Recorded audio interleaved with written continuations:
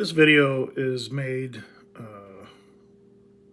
in response to Steve Gregg's recent video on full preterism. And I've never done anything like this, especially with Steve Gregg. I've kind of left him in the past because he has, they're old, well-established theories that most middle of the road churches like the Catholic Church and the Lutherans, they're kind of middle of the road ideas. He's what's known as a partial preterist, amillennialist, and basically these terms mean where you stand on certain issues. Now, I myself am not a preterist. If you were to classify me, you would put me in that category. I'm not sure which one is which. He just explained hyperpreterism and full preterism, and I guess they're the same. I don't know. But I am not a preterist.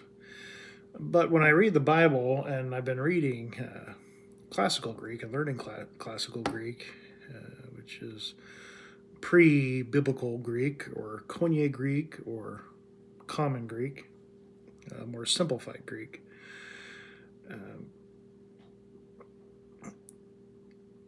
Is where I've been concentrating on lately to prove exactly what is being said here. And I know Steve claims to know a couple things about Greek words, but it refers to lexicons that, we'll get into a little later. But I wanted to start off with, I used to listen to Steve because someone told me about him. He had a complete series on the Bible, the New Testament, on the internet, and you could listen to him voice, the MP3s, and I would, sit back at work and listen to him. And then a couple years later, I retired and started reading the Bible for myself. And I found, a lot of the stuff, about 50, I'd say at least 50% of the stuff, at minimum, to be good and pretty solid. He grew up in a dispensational church. Looks like him and his dad had some issues, and he took a different position, and he started to gravitate towards this well-established religious view that had, a lot of people that wrote on it. You could tell that he reads a lot of books. And I think he's just kept it up over the years. And in doing so, developed a theology out of it. It's not a great theology. I think, in general, anyone that takes a theology on the Bible or an opinion, especially religious opinion, is just really shooting themselves in the foot, because it puts you in a category that you can't really work your way out of, and especially if you're, like he said in his video that I'm responding to, you get into these groups of people, and this could be anything, anybody, even non-religious, and if you say something, especially in a religious church, I couldn't go to a Calvinist church and say, well, the Virgin Mary was an eternal virgin. They probably hit the ceiling. But when you put yourself and paint yourself into a corner, and you put yourself in one of these boxes, if you think you're a round peg and you try to put yourself in a round hole, you're kind of stuck there. So if you come across something later, it's quite inconvenient to change your mind, unless you're willing to completely change your mind and maybe go to another church that you feel is better, for example. The people of preterism I'm not really that well versed on. I don't know that much about it because I've stayed away from it, given the fact that they have similar views that I've been finding, and that is mostly that a lot of these things are past. And in listening to him, I've noticed that a lot of people that used to hang around Steve Gregg and listen to him, there seems to be a large amount that became preterists, like full preterists, as he described it. I don't know if he understands this, but what he's doing is he's saying, I'm going to guide you through this desert, metaphorically, and we're going to find some water. And, you're going through the forest or the desert, and you just kind of come to a stop. And he goes, well, this is where we stop, and, Jesus is going to bring us that water someday. But these people, they're not stupid. I mean, they've been reading and studying, and to just stop like that in the middle of nowhere I don't think it's really enough for them. I don't know if it was really enough for me, but I just kept going. I didn't, you know, I wasn't being led by Steve. I was listening to him, but Steve's not my leader. And they begin to look around and, they look and say, well, there's water right there. And they just kind of detach themselves from Steve and go over by the water. And that's what I think he's doing. I also recall a debate with him and Don Preston a long time ago when I did listen to Steve a lot more. And he said himself, I can be convinced to be a full preterist. It didn't seem like he was too far away from it. That's an actual quote by him. But then he wrote some book, and I know Don Preston, someone wrote on these comments here that he made videos in opposition to Steve's book. I never listened to him. Again, I kind of stay away from preterists because I don't want their ideas coming into my ideas when I'm thinking about the New Testament as I'm reading it. So for now, I'm still staying away from that crowd. But Steve, in this video, saying a lot of stuff that he he's been consistent throughout the years. I've never really heard him flip flop, but then again, he does flip flop. He'll say things like, "I could be a preterist," and then turn around and write a book against preterism. So I'd say he's quite two-faced in that. My experience that I think people should know is that I used to call him his radio show, and I'd ask him questions, and they weren't great answers. I don't get great answers from Bart Ehrman when I'm asking questions. I mean, really, you just kind of get this answer, and I don't expect much, and that's fine. But with him in particular, especially like with Luke 17:21, I wanted to talk to him more about it. But he would get he would freak out because I'm about ready to say something that he does not want revealed, in this evil nature of that's inside of him comes out, and he would put me on pause and then hang up. And in this one occasion, he went on like another minute and a half diatribe of how I don't know how to study, and and other things to cover up what was about ready to be mentioned. He knew what was going on, and I don't respect that at all. If you don't agree, that's fine. But Bart Ehrman is the same way, the exact same way as Steve Gregg with Luke 17:21. He didn't listen to anything either, but he did listen. He's not afraid of it. He's a debater as well, and he used a couple of his debating tricks to make it seem like I didn't know what I was talking about. But I made a video on him, and I recently just discovered the things that we were talking about all of a sudden got erased from his blog. They're not there anymore. Huh. Imagine that. That's happened before. But unfortunately for Bart Ehrman, I have records of everything that was said back and forth. But that's a different story. But at least Bart was listening, and he didn't want to listen to any facts either. Yeah, he already made up his mind. There's this Virgin Mary is an eternal virgin I mentioned before, and then there's this other crowd that says, oh no, the Bible says she has kids.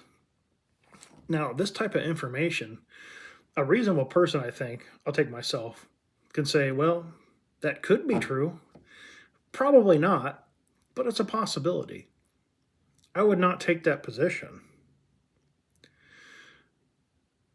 if I was in a religious organization like the Catholics. I wouldn't take that position. There's just too much information that shows that it's probably not true. And to go around and tell other people that stuff, knowing what's in there, that's not good. Um, and it's the same thing with this Luke 21 or Luke 17:21 business, where you have insurmountable amount of information that it is not among you or in the midst or anything else.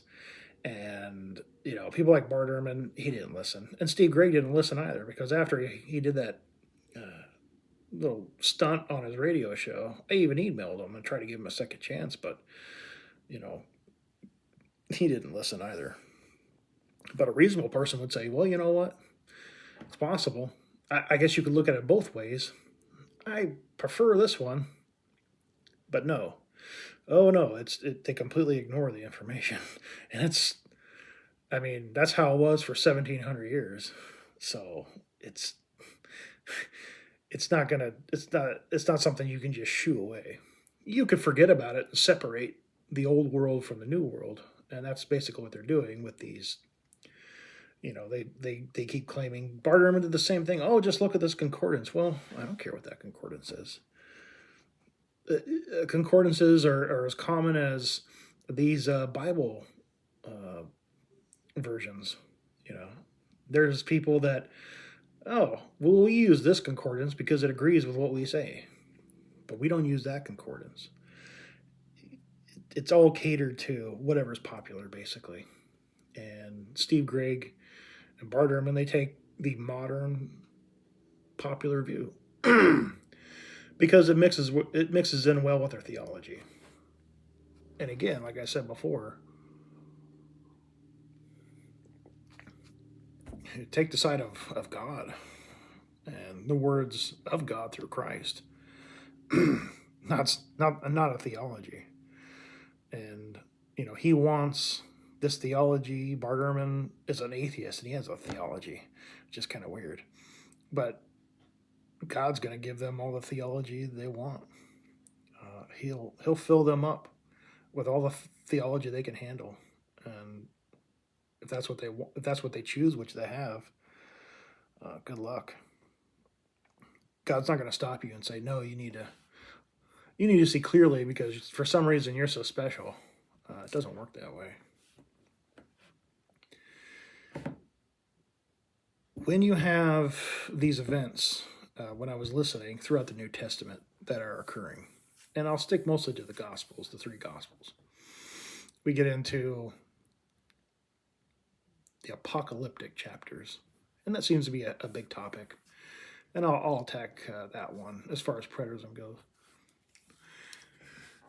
But in Steve's mind, these events have an alternate ending than what they really are.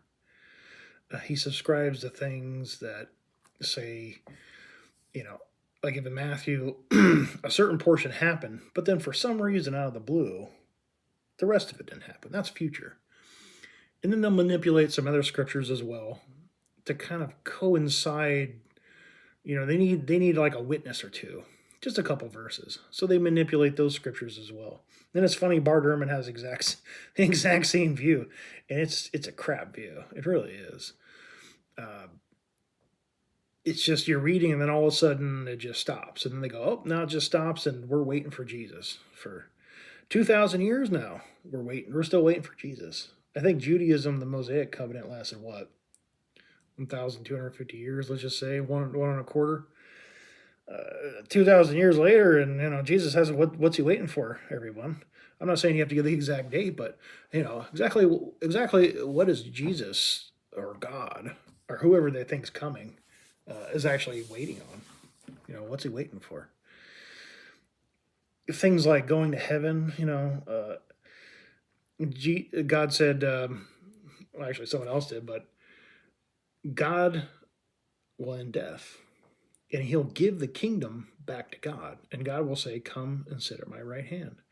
But a lot of people will say, well, yeah, Jesus is sitting at the right hand of God right now. But he hasn't given the kingdom back yet to God. That's still future. Well, it's out of sequence. It doesn't make any sense. Uh, Going back to these apocalyptic chapters, you know, he was saying something that was really dumb about how, again, he's twisting scripture. He's doing these sleight of hand tricks where he will say, oh, well, he's talking to everyone. He's talking to the generation. He's making comments such as this. But the problem is Jesus is talking to four people. He's giving only four people this apocalyptic speech. And he's telling them, they ask a question, and he's just saying, look, the temple's going to come down. I don't know what's going to happen. It's funny because everyone thinks Jesus is God, but he says he doesn't know what's going to happen. Only the Father knows. So obviously he's not God, or another proof that he's not God. But I'm pretty sure he's a Trinitarian. He thinks Jesus is God, so I don't even understand what they're talking about because it just doesn't make any sense. They try to rationalize things. It's just, the Trinity is just really bad. It's not part of any teaching of any apostles or Christ. But, again, they just make stuff up and everyone accepts it. And that's the other thing. Everyone goes along with it, so it must be right. Just like when the Nazis took over Austria, 90% of the people in Austria voted for annexation. So I guess that was a good thing, right? So as long as everyone goes along with it, it's accurate and it's right. But it's not right. Jesus is not talking to us. We're hearing this message. But, and I don't know where he gets it. Steve reads a lot of books, and I don't know what books he's reading, but he just takes little pieces of things here and there, I've noticed, and just kind of splices them together to create his own religion. That's pretty similar to this on millennial. I don't know what kind of church it would be. Church of Christ, something like that, probably. But he is splicing together a religion and a view, and it's not based on any accuracy. And I don't know what the preterists are doing or why he disagrees, and I'm sure they got some funky stuff going on there too. But I'm here to talk about Steve Gregg responding to preterists, but I'm focusing on Steve Gregg and his views and his theology. So Jesus is talking to four people. Mark 13. Is it Mark 13 or 14? The apocalyptic chapter in Mark. Andrew, James, Peter, and John. Four people. And he's telling the story to these four. In Matthew and Luke, it doesn't say who he's talking to, but we have the relevant parallel passage, so we know he's talking to just the four. He's not talking to anyone else, because then it would contradict. And he's saying all these things. He develops a timeline, and he develops a sequence. And they're all one after another. They're like dominoes. Once one falls, it hits another one, and it just keeps going until they're all down, until it's all finished. Early on in the 2nd, 3rd century, whenever, people started to have a problem with the reading that they were getting when they would read the original New Testament manuscripts. I'm sure they had the originals or copies of the originals that were in existence at that time. And they said, well, wait a minute. This says Jesus is going to come back, but it's like 150 AD and he ain't here yet. That's a big problem, especially if you're trying to start a religion like, Constantine did. It's a very big problem. So what do? They just reinterpret it. They reimagined the New Testament. And they also did so without the book of Revelation. And God knows what else. But they all kind of got together and said, hey, let's just say this part happened, but then the part where Jesus comes back, we're just going to wait on that. That was almost 2,000 years ago, 1,900 years ago, 1,800 years ago from today when they were doing this. We just kind of went with it because why not? No one knows what they're talking about anyway. And the ones that do, just send them to Patmos or something. Uh, the rulers that want to take power aren't going to put up with that. They aren't going to allow any turds in the punch bowl. So they can get rid of them at any time. But Steve, through his vast readings of books that he has in his library there, and I'm going to be doing another video on people with these books and libraries. It's going to be an eye opener, and it's going to be very scathing. So I'm trying to be nice about it and be educational. But it's kind of hard not to when you're dealing with these types of people that do these things. And what Steve is doing is he's just copying and pasting scripture without copying and pasting. What he's doing is what everyone else does with these new versions of the Bible. He manipulates and twists the Bible to get it to say what he wants. There's a huge disconnect between him and what he's saying, and what the Greek actually says. It doesn't, he has no conception of Greek, Attic Greek, classical Greek, whatever you want to call it, and later on what became Koine or Market Greek, Common Greek. He just doesn't know. But he does know the things that are in his best interest to say. He knows everything. Again, he's a debater. So he's good at, he's a manipulator. He's good at manipulating people. That's what a debater is. People that go up against someone else and try to convince everyone through manipulation. You don't have to. But he does. I've seen him do it. And he does it basically every time he talks because he created a narrative. He has painted himself into a corner and he has to keep it up. And he's probably like, I don't know, 100. So he ain't going to be around for too much longer. So who cares? And, I'm quite sure he's delusional enough where he thinks he's actually doing a good thing.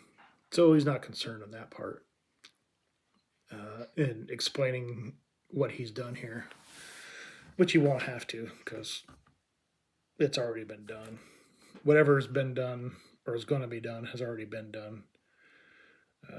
He'll just figure it out when he passes away and whatever the system is in place, whether it actually goes in front of God or not, I don't know.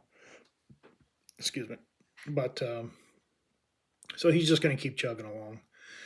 But I have a problem with it because people do listen to him. I was one of those people, and people need to know that he's not being honest at all about these passages. Not even close. You notice that he doesn't really go to Luke a lot. If you take the three Gospels, and I have videos about that too, if you take them side by side, Matthew, Mark, Luke, even sometimes John, but mostly the three, you cannot wiggle your way out of this stuff. This theory that he has, this theology theory, it won't work. When you get to Luke 17 and you get into Luke 21, and I mean, it doesn't work that way. And you'll notice most people that manipulate scripture and manipulate people they always seem to be in the book of Matthew. The book of Matthew is it's harder to read and it's a little more, emotional and, it's more flamboyant. And so whereas Mark is like really plain and simple and boring. They love Mark because they can just manipulate Matthew. They can just manipulate Matthew all day long. Everyone does it. But Luke is a lot closer to us and the way we speak and the way we think, being Gentiles. And you notice people like him don't go into Luke a lot. If something benefits them, they will. If something doesn't benefit them, they already have an argument when it comes to Greek. I could talk to C. Gregg and I can ask him certain words in Greek about things that he's probably never even thought of. He's not going to know what the Greek word is. He's not going to know. Maybe he will, but I doubt it. But when you ask him these these important topic points in defense of what he's saying, he's all over it, and everyone agrees with him for some reason. Good for you. That doesn't make any one of you right. Uh, so you need to be really careful about him or anyone else, even myself. Uh, what does it say? Look at the three synoptic gospels, and I have a video here you can just sit there and follow along. When you go through them, and you try to say that around Matthew 35 or 24:35, I think he says, oh, it just stops, and then he starts, but then you go into Luke, and it continues on. So either Matthew's wrong, or Luke's wrong, or Steve's wrong, because it just keeps going. And even in our modern Bibles, uh, the sentences aren't really broken up that way. I've seen. Actually, I'd say most of them are, but not in the way. It's not like a chapter break or a topic break. It's continuous. It's just this, just like a stack of dominoes, and it goes down and it doesn't stop until they're all down. Only one only needs to look in Luke most of the time to find out what he's saying isn't accurate, and he tries to uh, marginalize and dismiss terms like mellow, and it's just not very good.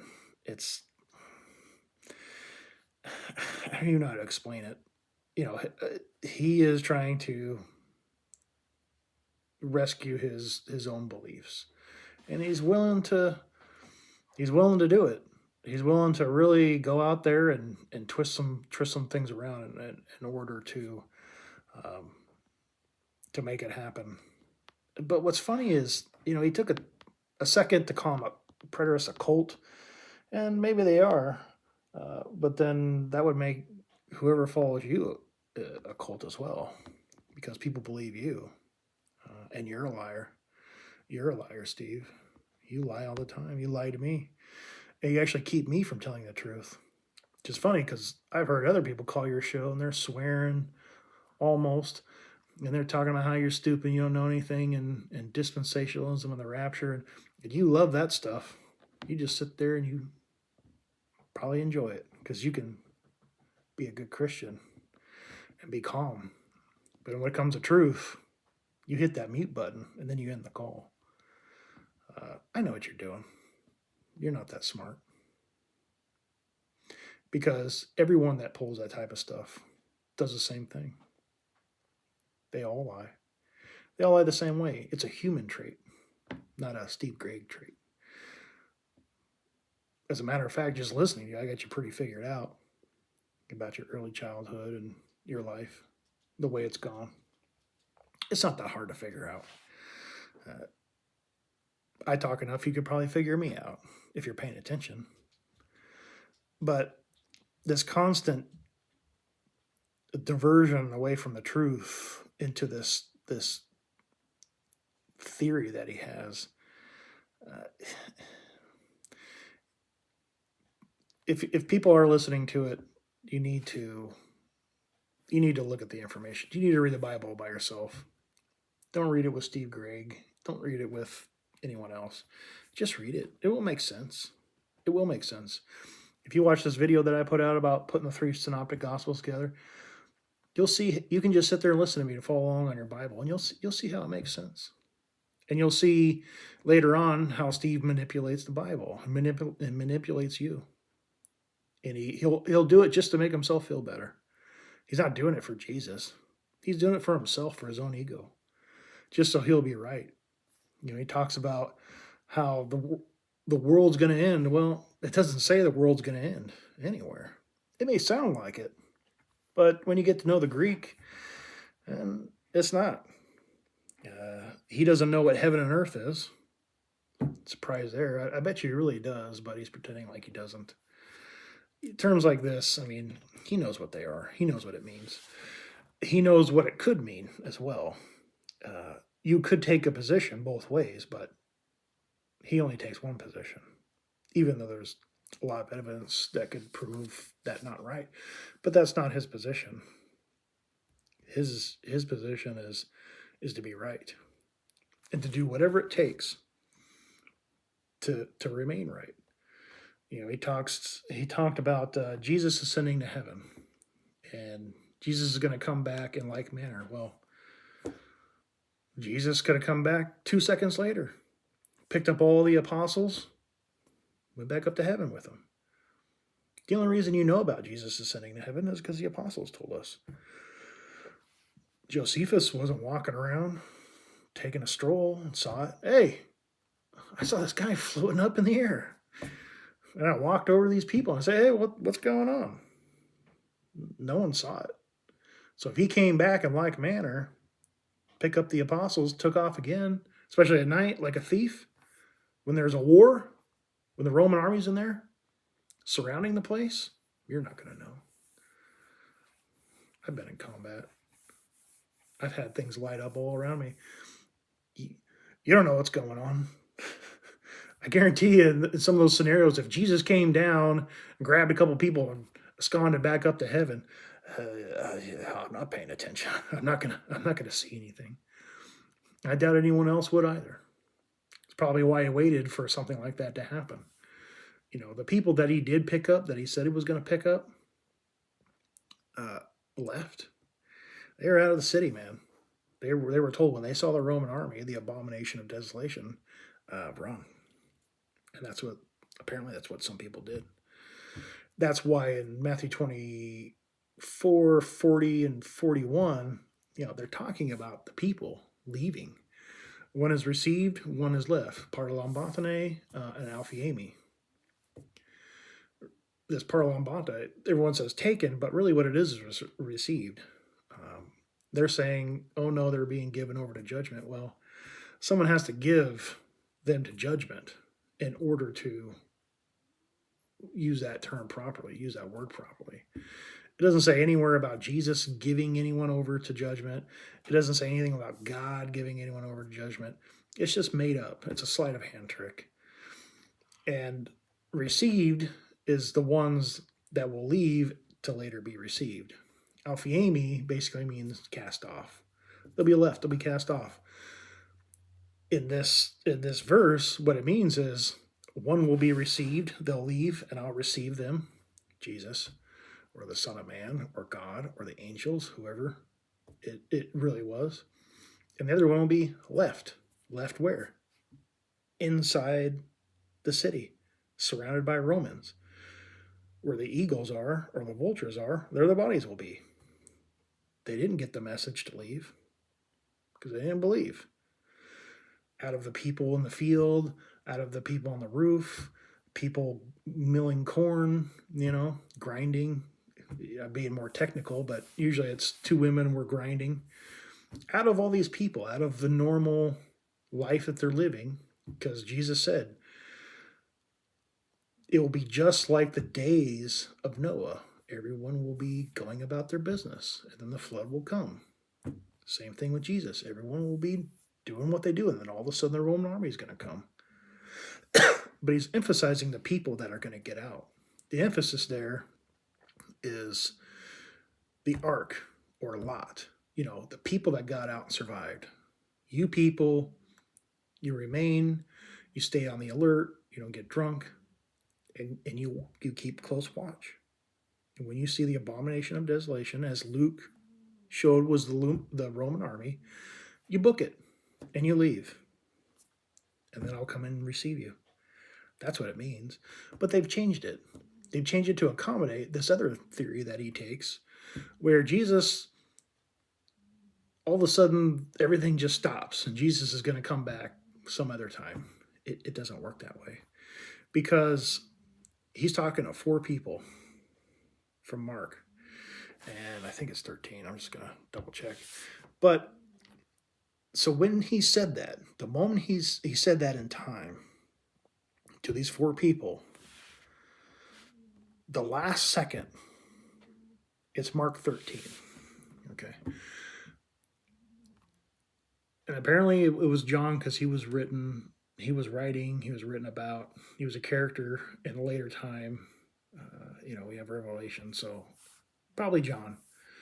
So let's just say out of those four people, Peter, James, John, and Andrew, 1 second, 1 second before the last breath of one of those four, whoever's the last one, the second they take their last breath and die on this earth, that's it.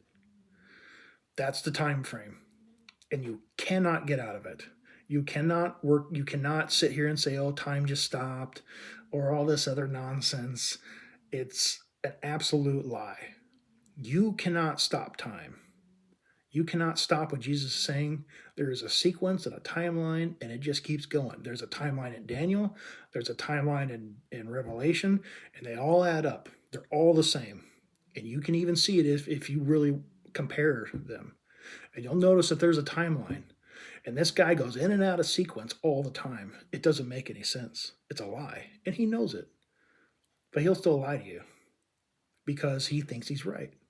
Jehovah's Witnesses do the same thing. They'll claim one thing, and then they'll say something is true, but they have no attestation for it in the middle. That's okay. They'll just lie to you. That's fine. Because in their religion, as long as the means justify the ends, I think I said that correctly. The ends justify the means. I don't know how to say that correctly, but what I'm saying is we know what's going to happen in the end because we're smart. We have special knowledge. But the Bible and the information on this earth doesn't get us there. But that's all right. You can lie about it because as long as we get to the end, we're fine. The Mormons do the same thing. They'll lie. They'll lie about everything. Doesn't matter. Doesn't matter. Because what happens in the end is what's real. It doesn't matter if it's factual or not. Because they've already made up their mind. Steve Gregg is no different. This is his end goal. He'll lie, manipulate, steal, cheat, murder. He'll do whatever it takes to be right. That's what's important to him. Okay? To be right. That's just like the Pharisees. They wanted to be right. And they were going to be right. And Jesus came up, told them they were wrong. Well, guess what? You're gone. You don't think people like Steve Gregg have proven themselves time and time again to be the same exact type of person as those Pharisees? When I called him up, he didn't talk to me. He just hung up because he knew what I was going to say, the truth. And he can't defend against the truth. Even in his emails, he couldn't do it. Barnum did the same thing. They all do the same thing. They'll just lie and manipulate. And honestly, Bart Ehrman actually conducted himself way better than Steve Gregg did. And Bart Ehrman claims to be an atheist. Right, Steve? Bart Ehrman is more Christian than you are in this sense. So people need to be really, really careful of people like him because he says the right things and he's pretty good. But then you'll notice in his tapes, all of a sudden he'll just interject something. And it's weird. It's out of place. And it is out of place because it's out of the sequence. It's out of the timeline that Jesus put down. So it doesn't fit. It doesn't make any sense. So when he starts giving these alternate views of what he's saying, you need to really be paying attention. Really be paying attention. Because he just does not seem to care about being honest. He's more interested in his own opinion, in his own views. So I don't really know what else to say, but I did want to finish it with this, and I wanted to show you how simple this was, how simple this is. What Jesus was saying. The first step is you have to figure out what Christ was actually saying. And Steve is pretty good about that. When he was saying generation, he meant, the people he was talking to. In reality, he was talking, let's say he was talking to John. Let's say John had a son. There's another generation. 20 years go by, that son has another son. So now John's a grandfather. So that's 3 generations on earth. So we're talking about, let's just say 40 years even. Okay? So you got John, you got the son of John, and then you got John's grandson. That's 3 generations. You could term it like that, and you could stretch it out. And some people try to make it sound like that, but then they twist it a little more. But that's about as far as you can go. John's grandchild, a 3rd generation. So you got 3 generations living at the time in 70. That's as far as you can take it. And again, you have until the death of John. And people just love, oh, John was 150 years old when he died. I don't think so. If he's in some kind of labor camp, let me tell you, he's not living the good life. If he's sick, he could get sick and he could die real quick. They didn't have modern medicine back then. I don't know how old he was. Obviously, he wrote Revelation. We're talking around 65, 70, and maybe a little later. And maybe he was taken up, what they call, and what Paul defines in 1 Thessalonians for being harpazo, being hooked, caught up. People call it the rapture. I try to stay away from that term because it's confusing. I don't mean rapture how other people mean rapture, but that's the word that people are referring to. But what did Jesus say? He said this, he said that is a timeline. You can look at the other 3 Gospels, done. Okay. What did Jesus say was going to happen? New heaven and new earth, right? Go to Revelation 20, the end of Revelation 20. New heavens, new earth. It fled away at the sight of God. It didn't burn up. Nothing burned up. Nothing. It just says the Greek word is disappeared. Okay, fled away. It disappeared. Just gone. Now, heaven and earth is an old Jewish term, and it means just that. Heaven, air, earth, land. Earth and land. And it's a new earth and land. If you break up with your girlfriend and you sell your house and you sell all your stuff and you move to Africa so you can be with the safari animals and you destroy your cell phone and okay, there's no going back. It's unambiguous that you're not going back, okay? It's a new heaven and a new earth. That's all that really means. It's new. Brand new life. You're not going back to her. You're not going back to your old life, your old job. You've completely detached yourself. It's different. It's almost like working at a factory. Someone comes and buys you out.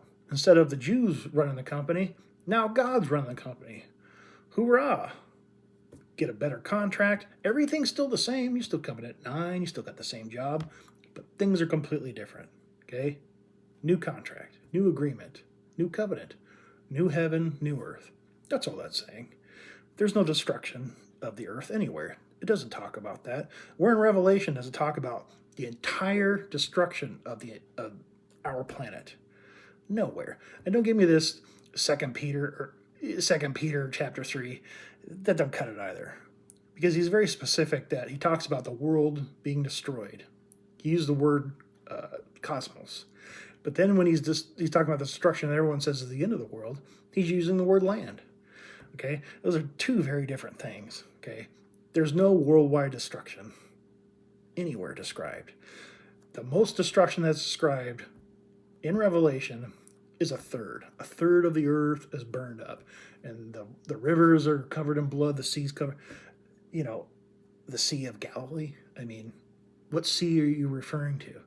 It's the center of the earth, okay, is Jerusalem. That's the center of the world. Is Jerusalem. Okay? Then it was Rome. Then now it's probably New York City. But back then, the center of the universe, the center of the world, it was Jerusalem and the temple. That's where it was. That's what they're referring to. When people talk about 9/11, you think this, if you didn't know any better, you think this is happening all over the world, but it's not. It's compartmentalized to a certain area. It's bad. 70 AD was bad. Jesus tried to tell them about it in chapter 23 of Matthew. You guys are screwed, and you're stupid, and I'm sitting here trying to warn you. You're just not getting it. So, bye. That's what he said. He's like, I tried to gather you on my wings, but you wouldn't come to me. Now I leave you, desolate. Bye. You can't do anything. And that's why Jesus, these people that say Jesus hasn't come back yet, I don't know why they keep saying Jesus hasn't come back, for one, because he says the Son of Man. He never says him. Son of Man. So we don't really even know what that is. Furthermore, but based on that, I mean, who's Jesus waiting for? If Jesus cut them off back then, these people are not waiting around. If you think Jesus is coming back and he's just waiting for some temple to get rebuilt or God knows what, I don't even know what Steve Gray's excuse is, but it ain't happening, man. Okay? There's nothing that says the world's going to be destroyed. There's nothing that's saying the whole world's going to be replaced by this New Jerusalem. You know, it's not even something that's physical. I mean, you can clearly tell that it's not. He's just trying to describe, you know, metaphorically what's happening, what the new world is going to consist of. And there's one for people that are on earth and living like we are now. And then there's another place where you go when you die. But that's it. And there's nothing saying that this world's going to be burned up. Nowhere. It just doesn't exist. Even Jesus said, my kingdom is not of this world. I mean, I'm not from here. I doubt anyone even cares. This is, for all intents and purposes, this earth that we're in, it's just a proving ground for us earthlings. And we're earthlings now. And when we die, depending on what we did here, will determine if we continue on. Either you stop living, you know, I don't know about the fiery death for eternity thing, but this is just the beginning for some people. It's just the beginning. And this whole notion of, you know, he can't see, you know, the resurrection and judgment of these people. To put it properly, there is something called the Old Covenant. And God said, look, if you keep my covenant, you're good. Just like now. You keep the covenant and I'll love you. And you're fine.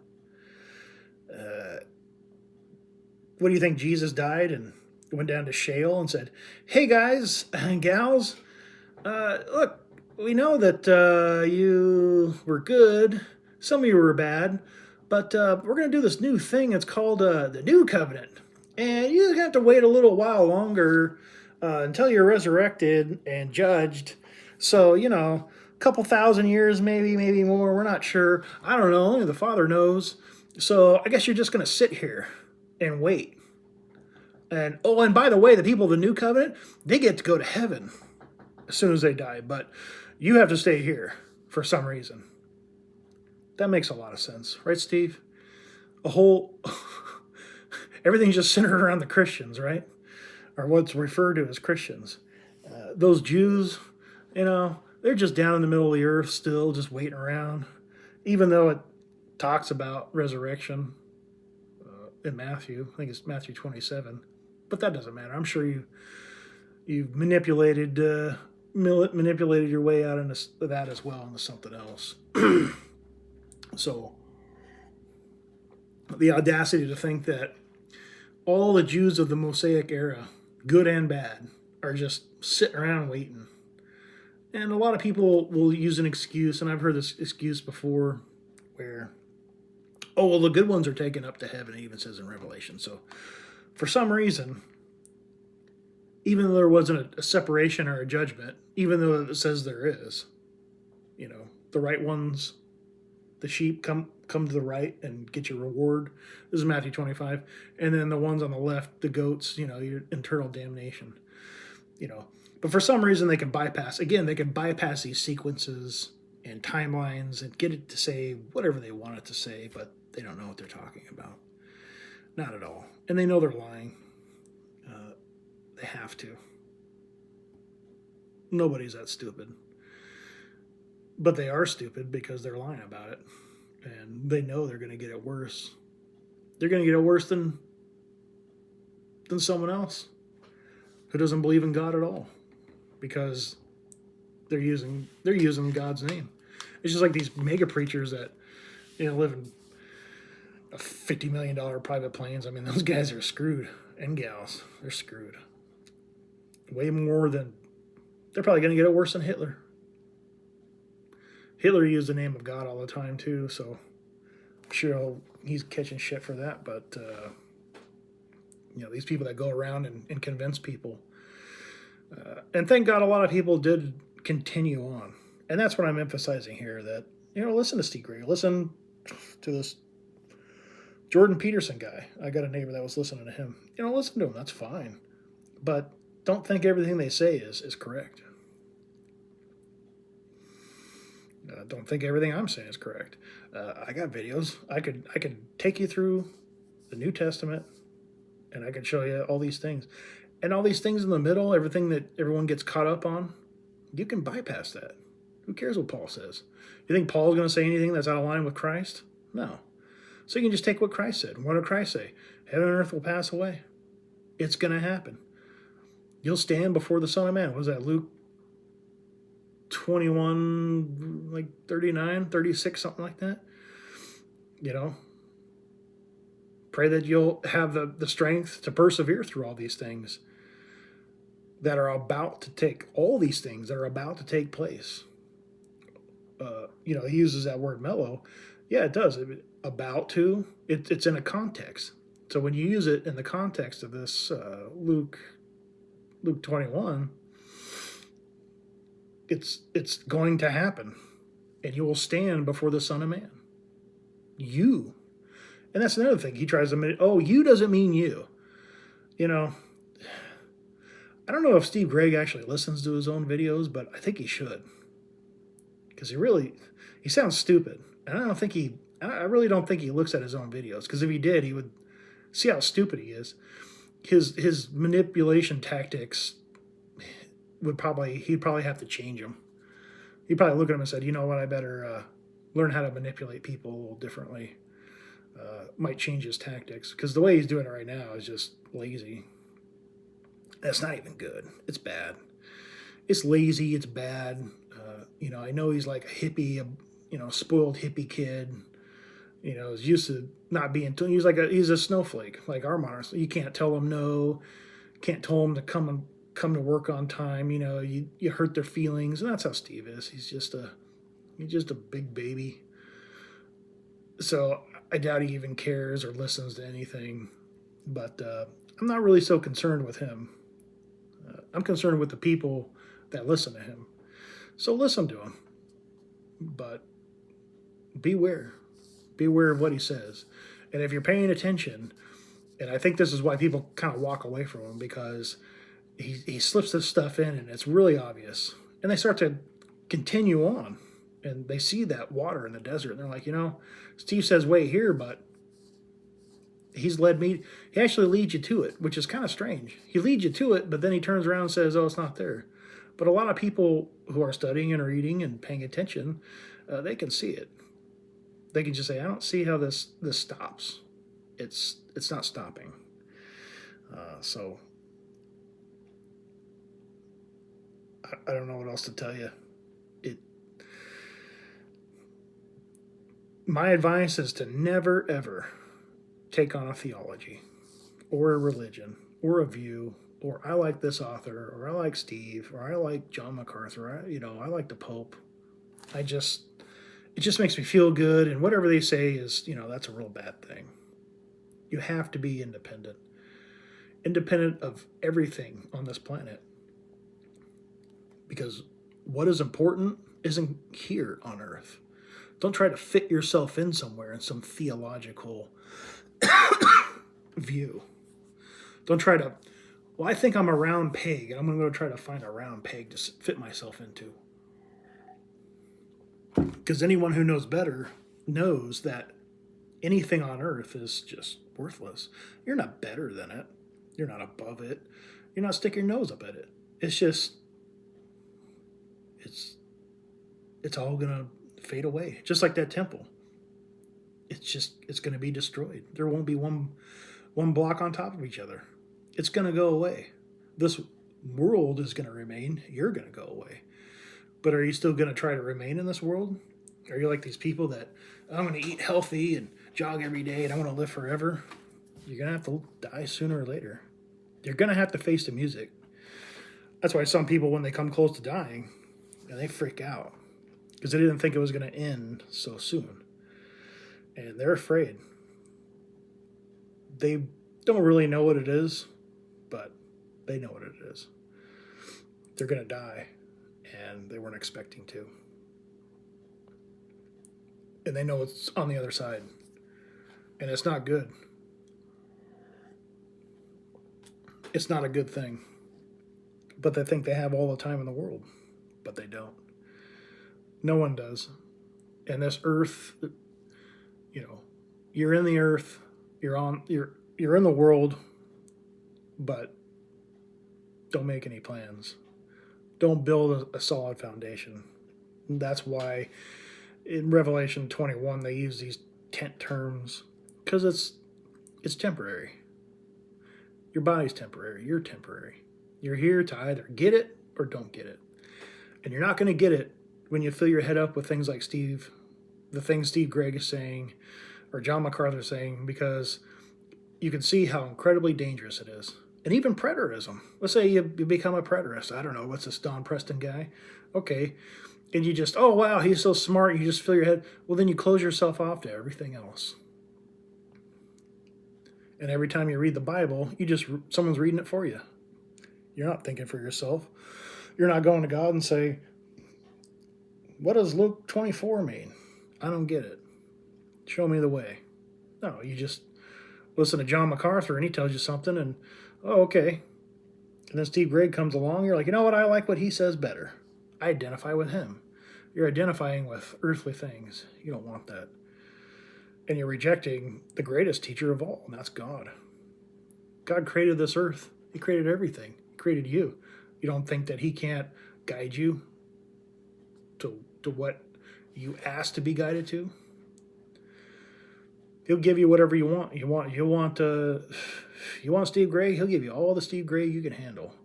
But if you want God, if you go to God and say, look, I don't care what it is. I just want you. I'm curious about this. I want to know what this is.